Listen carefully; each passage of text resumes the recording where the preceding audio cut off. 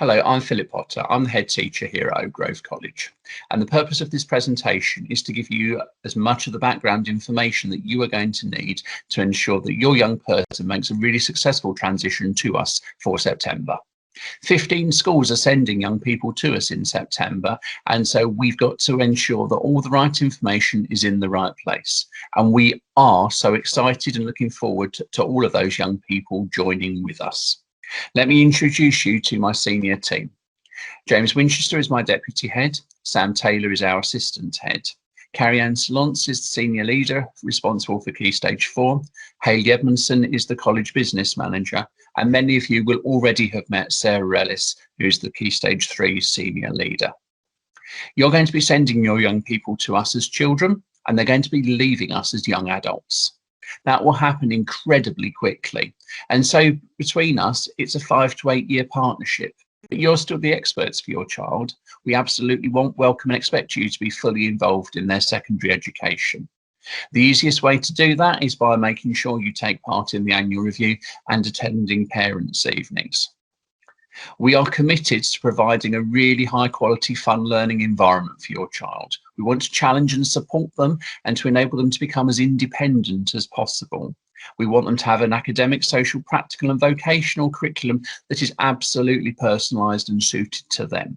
Communication and independence will be at the centre of everything we do with your young person, and we also want to ensure that we support families and have the highest aspirations for all. Underpinning that is an absolute commitment to safeguarding students, staff and visitors to the college. My deputy head is also the designated safeguarding lead, and he's supported in that role by Elspeth Cloak, who's our safeguarding officer. Simply from our perspective, when you visit college, it's really important you sign in. You'll be expected to wear photo ID and you'll be accompanied around the college. But also thinking about your young person, you need to think about use of the internet. It's really important from a safeguarding perspective that you supervise them. You know what kind of social networking facilities they're on. People shouldn't be on social networks before they're 13. There's a reason for that. They need support and monitoring to be able to use it successfully.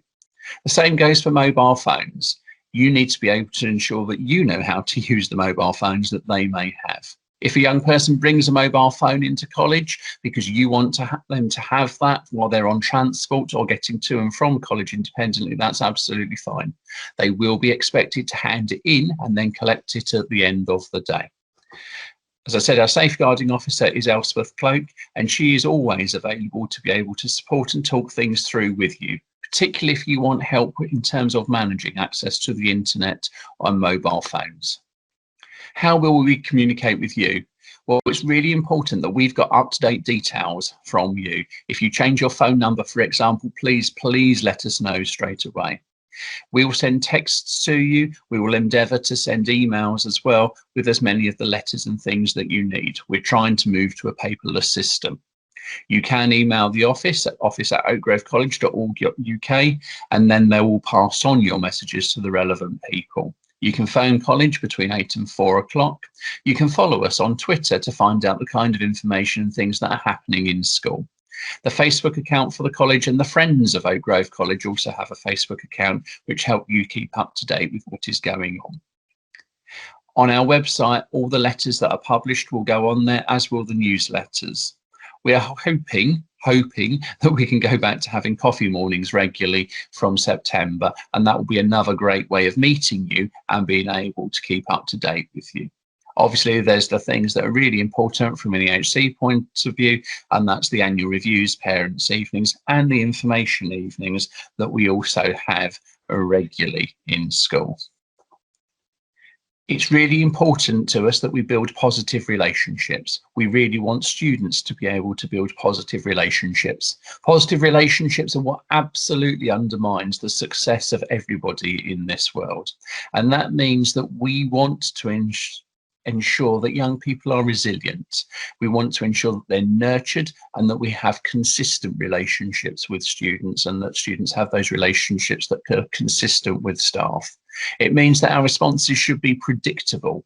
It means that we will support young people no matter what is happening. We work on that basis on Trauma Informed Schools UK and Beacon House guidance that we look at, we update and we train our staff in regularly. Our behaviour policy is actually called our positive relationships policy. It's about how we all as a community work together to support all of ourselves all of the time. And it's really important that we focus on what young people can do, what they get right, and not on the negatives. We help them to change things that go wrong into learning points so that they can improve. Sometimes as a college we might get things wrong. If you have concerns or worries, please speak to your form tutor. If that's not okay, then please speak to the senior leader responsible for your part of the school. And then if that needs to be escalated further, it should come to me and then it can go on to the governors. How can you support us? Well, it's really important how you support us, checking the contact book, checking your emails regularly, attending all the meetings, promoting at home life skills and independence, ensuring that you complete all questionnaires. And if you can help us to raise money and become a friend of Oak Grove, that really, really would be helpful. We continue to struggle financially like many schools do at the current time. And the Friends of Oak Grove College enable us to do many great things and have enabled us to do many amazing facilities, place them into school. So if you can help with that, that would be brilliant. In terms of school meals are £2.35 each, and we have to know if you have a special dietary requirements, and we have to have that supported by medical evidence. There are forms on our website about that. School meals are of an incredibly high quality, and Sue, our chef and team, do a brilliant job with all of our young people in supporting them, enabling them to try new foods and to ensure they have those wonderful fruit and vegetables that they need. Attendance is really important. Obviously, you can't be learning if you're not here. We try to encourage that holidays shouldn't be taken during college time. However, we are also completely aware that for some families, holidays during term time make absolute sense, particularly if your young person needs calmer, quieter environments in which to happen. If you do want to take a holiday in term time, please make sure you seek consent before you go. The review of the Education, Health and Care Plan is really important. For Year 7s, they start in the summer term. They'll come with a progress report, a letter of invitation, your comment sheet, and a copy of the student voice information.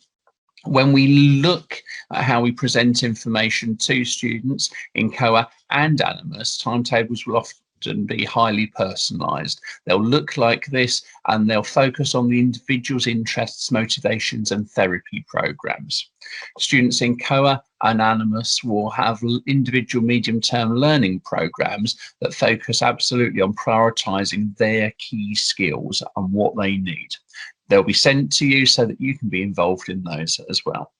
Those young people who are subject-based learners, and they will have timetables that look similar to this. They will follow different subjects, different teachers for those subjects. So they're following a much more content-based curriculum, but differentiated for their own and specific needs. The Year 7 form teaching staff for next year are Tyler, Nicole, Gemma, Lizzie and Mike will be sharing a form, and those are for the subject-based teaching staff. Students who are going to be based in COA will be taught by Rachel, Claire and Andrea, and students who are based in Animus will be taught by June, Claire and Sandy. Every one of them is an experienced teacher, every one of them is an amazing teacher, and every one of them will put your young person at the centre and the heart of what they do. We all want them to succeed. So how have we ensured we know what we're doing for your young person next year? Well, we've visited schools, we've attended annual reviews and the Year 6 pathways, we've attended meetings virtually and in person, we've read piles and piles of reports, we've observed the students in school, we've talked to their staff, we've talked to most of the families as well, we've met lots of you during the last couple of weeks, and we will learn information about your young person from the summer club for Year 6s as well. All of that then is put together, is cascaded to staff so that all the people who come across your young person will be ready. September, we're still not quite sure what September is going to look like. Hopefully, it's going to be very different to the last 2 academic years. However, it is likely we will still be asking those students who can wear them to wear masks. It is also likely there will be some form of split lunch to ensure that we keep groups of students apart and to ensure that there's adequate ventilation around the college. Clearly, it's still going to be important for everybody to be washing their hands as regularly as possible. But what we want it to feel like for everybody is that they're ready, they're excited, they're ready for that next adventure in their learning opportunity.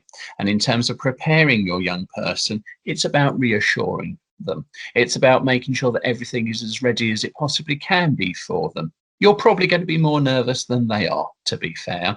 They're probably ready for the challenge of secondary school. They're probably ready for a change. They're probably quite excited, but also a bit nervous. But it's also perfectly normal for the adults to be really nervous about it as well.